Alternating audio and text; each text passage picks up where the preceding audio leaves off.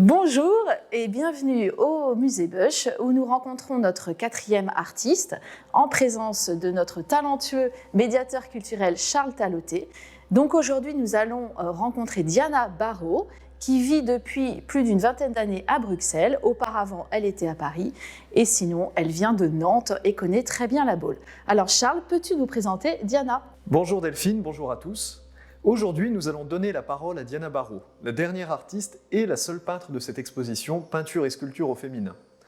Le fil conducteur de cette exposition est de présenter un aperçu de l'éclectisme des arts contemporains féminins aujourd'hui en France, et à travers cela, de l'interprétation de la nature par 4 artistes, de manière figurative, abstraite, explicite ou plus discrètement.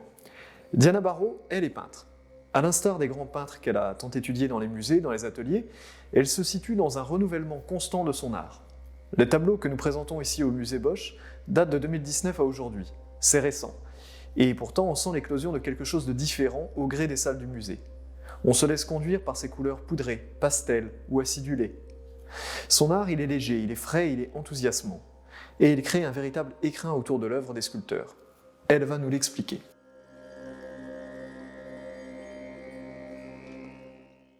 Alors oui, c'est une question que j'avais eue avec Stéphane. Je ne sais pas si c'est un mantra, mais effectivement pour moi la peinture, c'est à un moment donné, quand je rentre dans mon atelier, je me sens en place vis-à-vis du monde, vis-à-vis de moi-même, vis-à-vis des autres. Je me sens à la fois dans une forme d'intériorité, mais extrêmement reliée avec les autres et les liens, tous les liens qui se sont créés dans la vie de tous les jours, les échanges que l'on peut avoir, le regard que l'on porte non-stop, surtout en tant qu'artiste, on est tous portés sur la nature, la beauté, la lumière. C'est quelque chose tout d'un coup qui se recentre. Et là, je ne sais pas si c'est un mantra, mais je me pose et je me sens à ma place.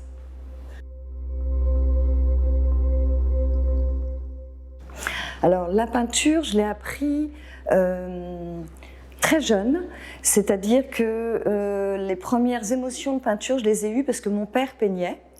Lui, il est architecte, c'était son passion pour lui aussi. Et donc, toute petite, dès 5 ans, je l'ai vu peindre dans un atelier à Noirmoutier, donc c'est pas très loin de la Baule, qui était sur la mer. Et les premières odeurs, la térébenthine, l'huile, etc. Et ce que je voyais qui arrivait sur le tableau me créait énormément d'émotions. Donc ça a été un premier, je dirais, initiation à la peinture par l'émotion. Et ensuite, ça a été la visite dans les musées. Et après, quand je me suis décidée à peindre, vraiment à apprendre, j'ai eu cette occasion de travailler dans le musée d'art moderne. On m'a proposé de rentrer dans ce cours qui était organisé par les Beaux-Arts et la ville de Paris. C'était à l'époque, je crois, Chirac qui avait lancé cette initiative. Et donc, j'ai rencontré un professeur des Beaux-Arts qui m'a dit, voilà, vous choisissez un tableau qui vous plaît dans le musée. On était à l'époque, je devais avoir 22, 23 ans. On était un certain nombre de jeunes et de moins jeunes. On choisissait un tableau qu'on interprétait au plus près de ce qu'on ressentait par rapport à l'œuvre en question pendant 3 mois. Et tous les 3 mois, c'était des cours qui avaient lieu 2 fois par semaine. Tous les 3 mois, on changeait d'œuvre et donc de perspective de peintre.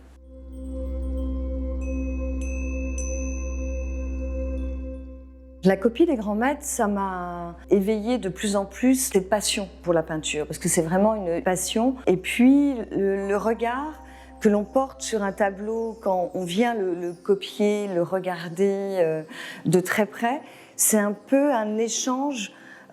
C'est comme s'il y avait une transmission entre le tableau, le peintre qui l'a peint, et ce qui peut, votre interprétation, vous allez en faire, et comment il a procédé. Alors évidemment, il y avait des professeurs pour vous guider, et vous expliquer aussi comment utiliser les différents médiums, les différentes étapes par rapport à un tableau, mais ça transmet c'est un échange dans le non-dit, mais qui est absolument où on est dans une espèce d'humilité et en même temps on s'immerge dans le tableau du maître.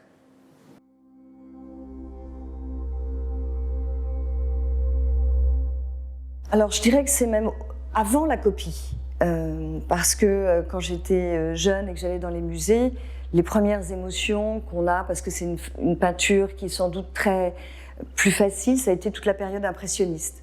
Quand j'avais 15-16 ans, quand j'allais à Paris, il y avait une rétrospective magnifique au Grand Palais.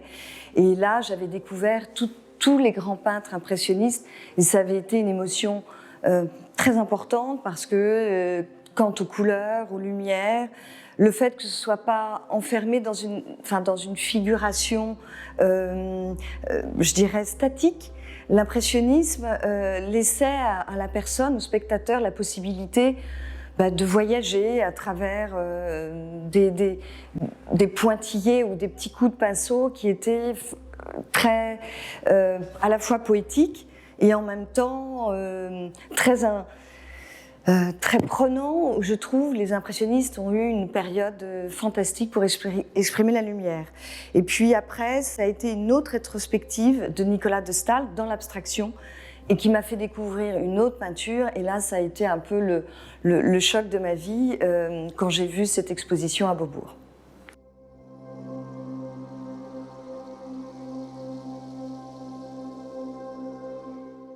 Je pense que l'œuvre figurative, et après quand je suis arrivée à Bruxelles, j'ai été dans un cours, un atelier qui nous apprenait, alors pour le coup là c'était les tableaux du XVIIe siècle, donc travailler à l'huile sur des tableaux des natures mortes, où là on apprend toutes les techniques à l'ancienne, des glacis, donc là ça se rapprochait de ce que j'avais fait à Paris, mais c'était peut-être encore plus technique, on remontait le temps.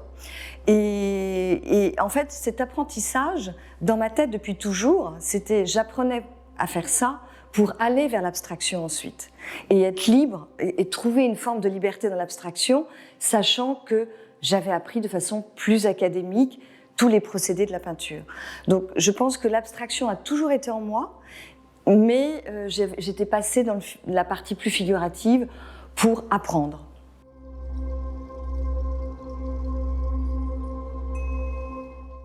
Aujourd'hui, mon atelier est principalement à Bruxelles, donc c'est là où je travaille. Dès que je suis à Bruxelles, je travaille en fonction de la lumière, forcément, parce que comme la couleur est le cœur de mon travail, il me faut absolument la couleur naturelle. Donc, je dirais, dès le matin, dès que l'éclairage me convient, je me mets immédiatement dans mon atelier. Je ne dis pas que dans mon atelier, tout de suite, je me mets à peindre. Il y a toujours, pareil, cette période où on a un temps de réappropriation de ce qu'on a fait la veille, d'un cheminement. Donc on réfléchit, et puis après il y a un élan, et je travaille, je dirais, toute la période où j'ai la lumière qui correspond à ce que j'ai envie, à ce que je peux capter de plus précis dans mes toiles.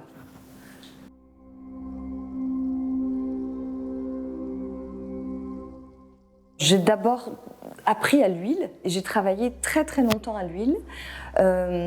Et puis maintenant, je travaille à l'acrylique depuis 8 ans. Pour des raisons aussi de temps de séchage, pour des raisons d'odeur, pour des tas de raisons aussi, parce que quand vous travaillez à l'huile, c'est absolument merveilleux, mais il y a quand même des odeurs de térébenthine, de white spirit qui imprègnent votre environnement. Donc aussi pour des raisons de santé, j'ai préféré passer à l'acrylique.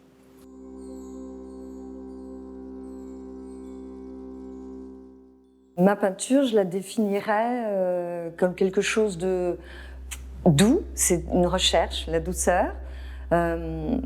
J'espère de joyeuse, c'est ce que j'ai envie de transmettre plutôt, et je crois onirique. Alors mon œuvre favorite, je l'ai intitulée L'oiseau l'hiver. C'est un tableau auquel je suis très attachée, peut-être parce qu'il a correspondu à un moment donné à une transition entre deux périodes. Et j'ai peut-être osé me détacher de quelque chose d'un peu plus académique, ou en tout cas justement des maîtres ou d'une forme plus, par exemple dans les années 50, de Nicolas de Staël, de Poliakov, de toute cette partie de la peinture qui m'a quand même influencée au niveau de la construction, au niveau cubique, au niveau géométrique. Et donc là, j'ai vu que ce tableau allait m'amener, j'allais oser faire des choses, être de plus en plus libre, être de plus en plus moi-même. Je ne sais pas si cette question que je me pose de savoir comment je me définis dans l'art, ce que je sais, c'est que en tant que femme, d'avoir la possibilité de travailler un art, et c'est vrai que j'ai beaucoup d'amis artistes qui sont soit peintres, soit sculpteurs, soit écrivains, et je trouve qu'en tant que femme, c'est une richesse énorme de pouvoir avoir tous ces partages, tous ces échanges, et de pouvoir s'exprimer à travers un médium, qu'il soit la photographie, enfin, peu importe, la danse. Je trouve que c'est à la fois une chance et quelque chose de vital. Enfin, pour moi, c'est quelque chose de vital. Je ne sais pas si je pourrais me dire je me place dans l'art, je n'en sais rien. Je ne peux pas répondre à cette question, vraiment. Je pense que la place de l'artiste dans le contexte sanitaire est difficile aujourd'hui, puisqu'il n'a plus énormément l'occasion de pouvoir être représenté et de partager autour de lui son travail. En revanche, je pense que l'art, je l'ai souvent dit, pour moi, c'est une forme de spiritualité. C'est-à-dire que l'art, c'est une transmission, c'est finalement, je l'ai souvent dit, on est un maillon, on vient sur Terre, on repart. Et donc c'est à la fois une démarche spirituelle, philosophique, et aussi philosophique de réflexion pour à la fois l'environnement, pour les autres, et donc il vient interroger chacun. Et je pense que dans ce contexte sanitaire, les artistes vont contribuer certainement beaucoup à redonner une place, peut-être un sens, une réflexion à laquelle ils peuvent participer.